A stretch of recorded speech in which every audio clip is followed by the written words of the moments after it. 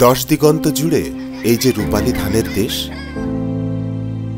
কৃষকদের মুখে ক্যানভাস হয়ে ঝুলে আছে অকৃত্রিম হাসি। কিন্তু এর পেছনের গল্পটা এত সহজ ছিল না। এই তো কিছুদিন আগেও এই অঞ্চলে খরা শুধু ফসল নয়, স্বপ্নকেও পুড়িয়ে ফেলত। সেই কঠিন পথ সহজ করেছেন এই মাটির সোনালী সন্তানেরা। তাদের মধ্যে অন্যতম নূর মোহাম্মদ।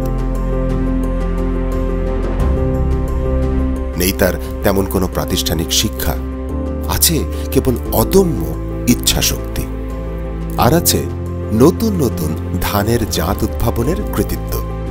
সংকুরায়নের মাধ্যমে বেশ কয়েকটি নতুন জাতের ধান উদ্ভাবন করেছেন তিনি। স্বশিক্ষিত এই বিজ্ঞানীর কাজ আমলে নিয়েছে খোদ বাংলাদেশ ধান গবেষণা ইনস্টিটিউটের বিজ্ঞানীরাও। নূর মোহাম্মদের বাড়ি রাজশাহীর তানোর উপজেলার গোল্লাপাড়া গ্রামে। দশম শ্রেণী পর্যন্ত লেখাপড়া করেছেন। বরেন্দ্রভূমির এই অঞ্চলে প্রায় প্রতি বছরই খরার কবলে পড়ে ধান নষ্ট হয়ে যায়। সেই ধান রক্ষা করতেই উঠে পড়ে লাগেন নূর মোহাম্মদ। এক পর্যায়ে নিজের মাটির ঘরটাকেই বানিয়ে ফেলেন গবেষণাগার। আবিষ্কার করেন এমন এক জাতের ধান যা খুব দ্রুত বেড়ে ওঠে, উচ্চ ফলনশীল ও খরা সহিষ্ণু।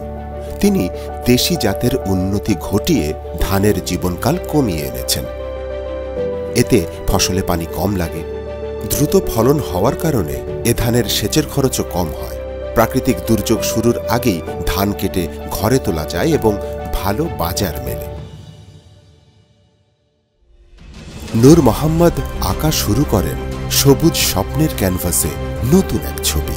শুষ্ক মাটির বুক চিরে ছড়ান আশার আলো। ক্ষুধামুক্ত আগামীর পথে রাখেন এক কার্যকর পদক্ষেপ। কৃষক নূর মোহাম্মদের নতুন জাতের এই ধান আবিষ্কার দেশের সীমানা ছাড়িয়ে পৌঁছে যায় বিশ্বমঞ্চে।